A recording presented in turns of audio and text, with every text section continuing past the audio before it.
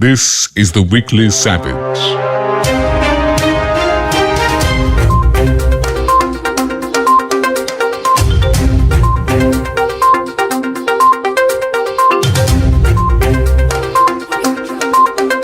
Good night. This is the Weekly Savage. I know you missed us last week, but I had to go missing. Valentine's was around the corner. I had to go into hiding. I'm sure you guys understand. This week, the Gaston Brown administration took away nighttime due to the rising COVID-19 cases. Bye now. Thanks, Bear. Everything gone, except Valentine's, of course, because the predominant color is red, and we all know that everything is political with these people. Ladies and gentlemen, we now know why we missed the memo about the heavy rains the other day. Our weatherman was studying medicine, specifically vaccines, as he shared outdated article after outdated article on Facebook. These research skills may explain the issues we have been having with weather forecasting. Could someone get Uncle Philbert on the phone, please? Last week gave us a very competitive round of budget debates. The PM and the leader of the opposition kicked things off with the battle of the tongue. I mean, tongue twisters. Wait, two man in a tongue twister? Tal, man, deal with daddy. Who do you think won? You know, I wonder if Pringle got the vaccine too. Here's some highlights from the debate. Because of our high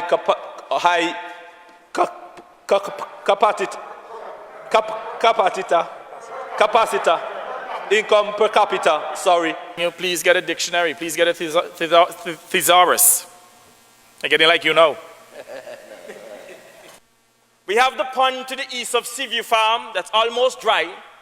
So we have no place that we can bring hotels or foreign direct investment to Antigua like many other constituencies.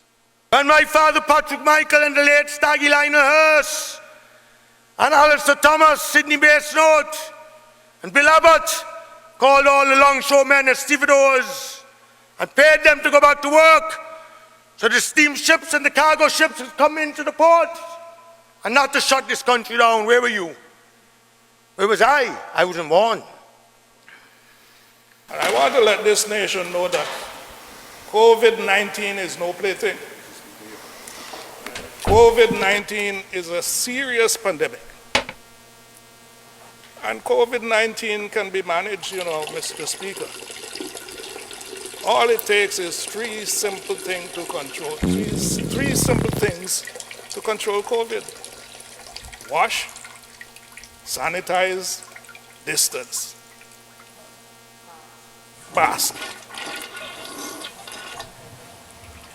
Mr. Speaker, at this time I would want to also urge the Attorney General to get us back here swiftly, because in this nation we have far, far too many deaf people. Wait, who was that last guy again?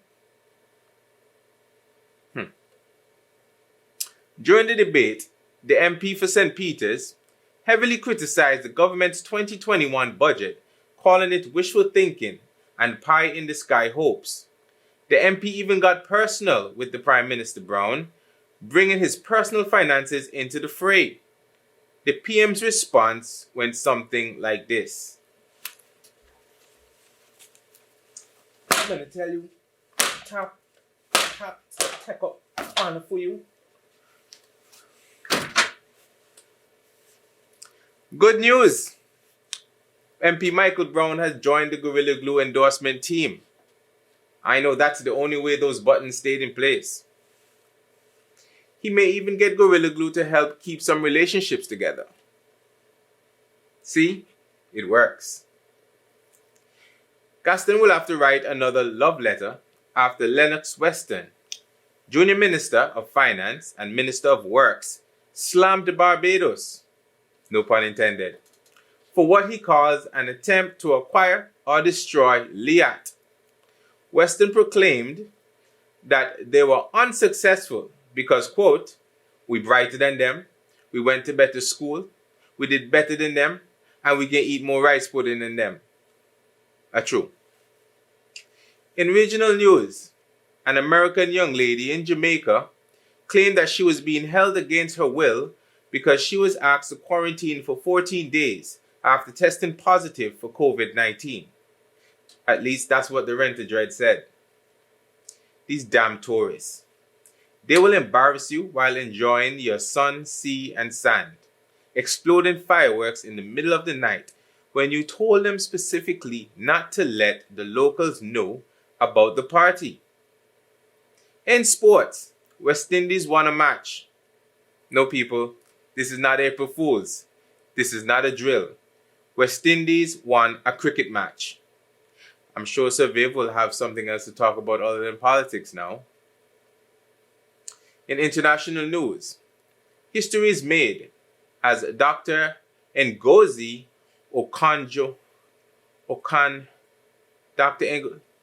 Listen, a Nigerian doctor was chosen as the WTO Director General. Ngozi is Nigerian, and she is the first woman and the first African to be chosen as Director General. Wait, Nigerian? I wonder if I should start responding to those emails in my spam folder. No, don't do that. In any event, now that we have a black woman heading the WTO, I wonder if Uncle Gassi and Auntie Maria can be invited to the barbecue and can beg for the money the USA owes us.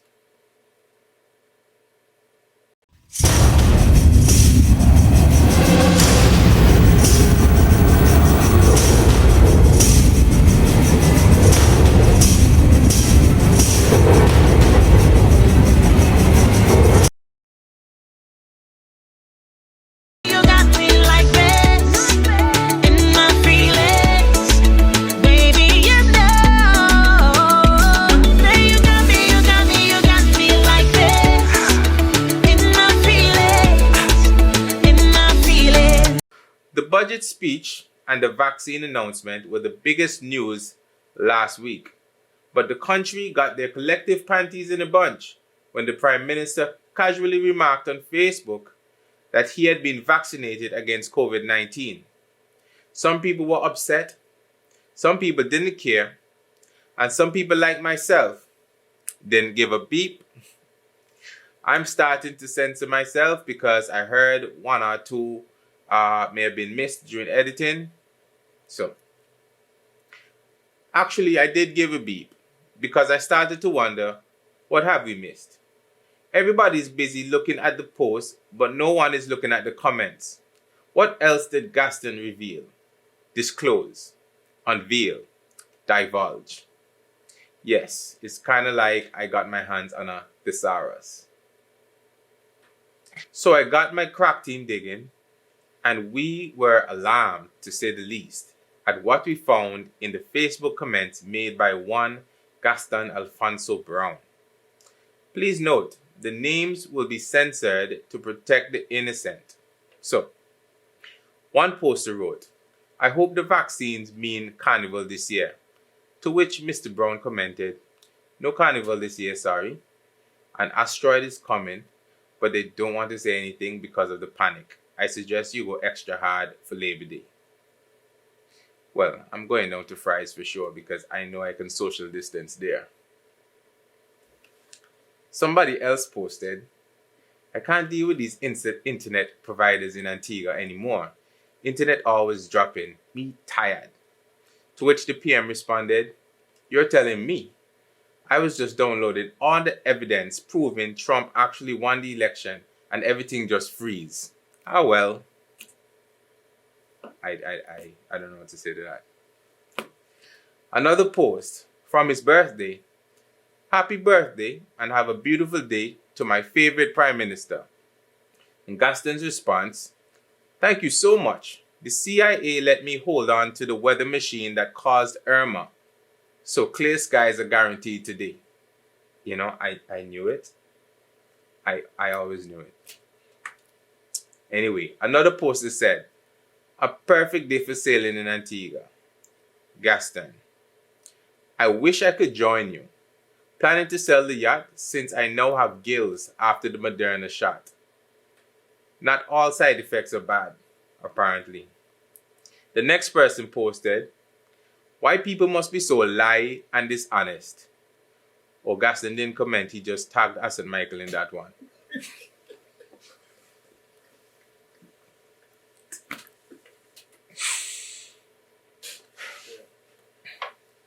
Okay, there was one more. When the PM posted, no vaccine, no carnival, to which someone responded, no carnival, no re-election. Let's argue. Don't stop tonight, I'm holding you tight cause you're my baby. She whispered in my ears and she said, baby, don't want you to leave me. I said, I never thought about leaving you, baby. Said I get liquor.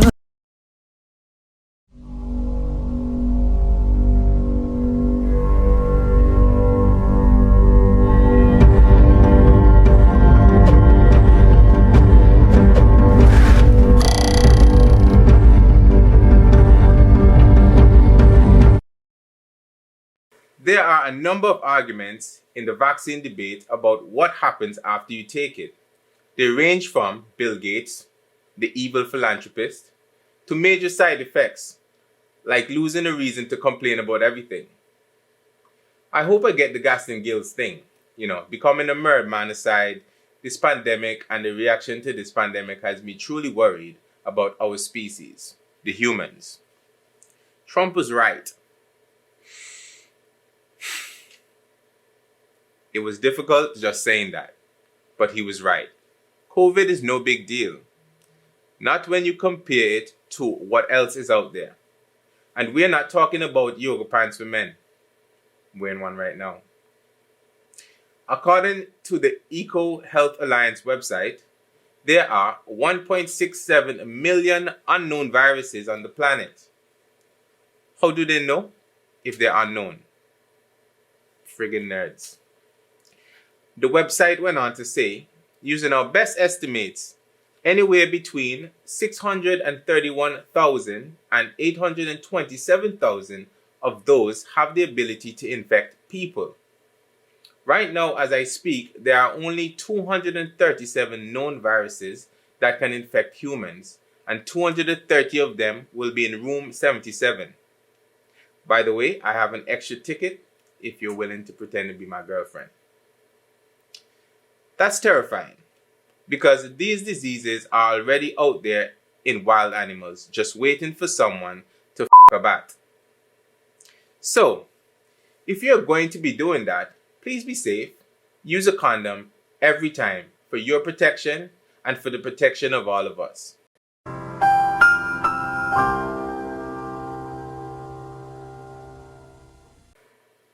Corona, influenza, the bubonic plague, Ebola, HIV, Zika, and several more diseases made the jump from animals to humans with that devastating effects. So it's not a matter of if there will be another pandemic, it's when. Scientists have been warning about this one since the 90s. And Peter has been telling you to stop animals. By the way, I heard Ebola is trying to make a comeback. Let's hope it's as successful as Elephant Man's comeback.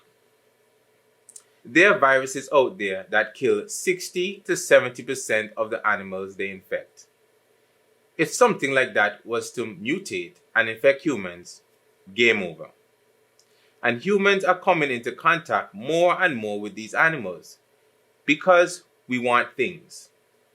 And it's not only good girl we get things.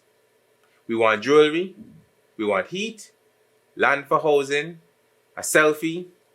So we're invading the habitats of these species we rarely see or have never seen. Even our domesticated animals harbor diseases that could potentially mutate and jump to humans. Bird flu came from chickens, swine flu came from pigs, and all it takes is a little of this. Men are pigs, honestly. As a civilization, humans are less insulated than ever before. Flying is becoming more affordable every day. One day, Leah will get this memo. It was once only possible to travel the world in 80 days in books. Now we can do it with 2 layovers. We have cruise ships that carry thousands of people. Those are like incubators with free buffets. And I still really want to go on that Uber Soca cruise. I don't know what's wrong with me. Nobody grows everything that they eat anymore.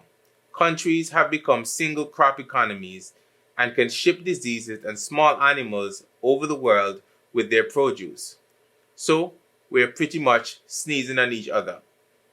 That's how we got those blasted Cuban frogs. Anyway, this planet is desperately trying to kill us, and we're in a fight to save the human race. So, which side are you on? In any war, information is key, and we are seriously lacking. We, the sheeple, are dumb enough to take the advice of people who went to school. They spent the next 20 years of their lives stalking viruses, like you on your ex's page. We listen to the people who are experts in their field. If I want advice on pronunciation, I wouldn't go to Pringle, or Gaston for that matter. But many choose to act in fear and ignorance, believing and sharing information with no merit. The more misinformation is spread, the more the average person is willing to believe. Add the desperation of the economic fallout of a pandemic, and some will hold on to these false beliefs to their own demise. And that would be fine if we weren't all in this together. And by all, I mean the entire planet. And by in this together, I mean we share an economy that is heavily dependent on your participation. I understand if you have reservations, but get your questions answered with facts and expert opinion. Don't listen to the guy who answered 37.4 when the teacher asked them to spell cat. Our response to this pandemic is a practice run. The way we deal with reality now will only show how we will act in the future. And as I said earlier, the next pandemic will come and it might be much worse. The time we spend accusing Bill Gates will not be available to us in the future. We don't want to listen to him, but we listen to Dale Destin. The conspiracy theorists. We have given him the power to cripple our response in the future because he can string a bunch of words together that sound intelligent. The prescriptive dominant shows clearly that these astratic individuals are remuse. See? Huh? None of them the real words in the boss. Wait, so I spell them wrong.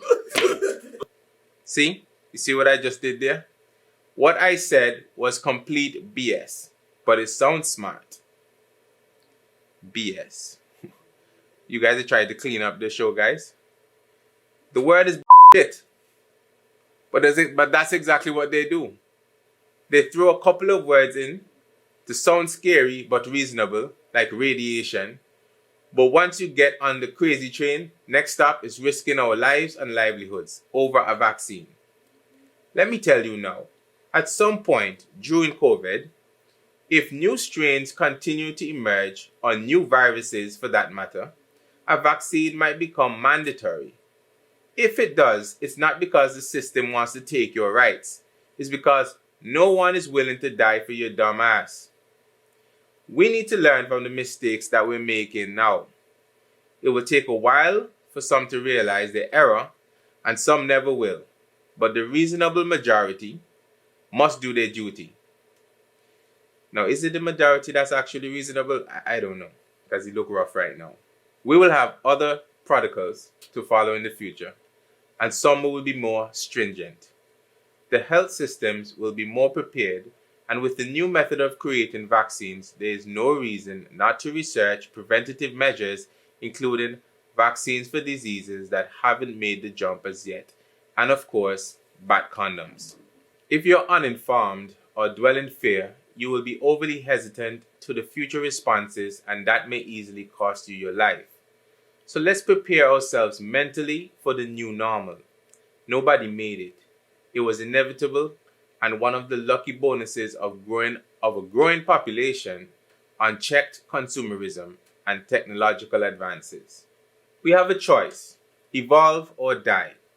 Sadly, that's life, and it's all I can offer.